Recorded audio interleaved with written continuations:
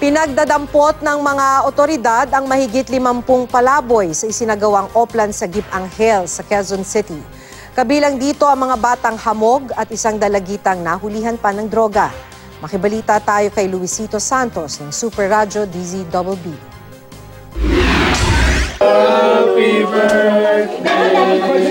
Sa halip na sa kanilang bahay, sa barangay nagtapos na ika-17 karawan ng babaeng ito kagabi. Kabilang kasi siya sa 53 pinagdadampot na mga otoridad sa isinagawang Oplan Sagip Anghel sa barangay Greater Lagro sa Quezon City.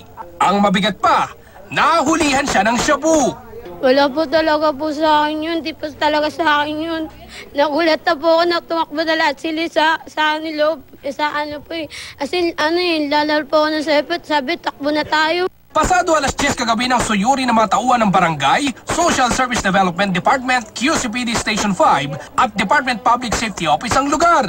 Ayon kay Barangay Chairman Rene Kalimba, isinagawa nila ang operasyon matapos makatanggap ng reklamo na kapag gabi ay naglipa na ang mga palaboy na nanggugulo sa mga motorista, gayon din sa mga empleyado ng isang mall sa lugar. Talagang gawain natin ito. Linisin natin ang ating barangay.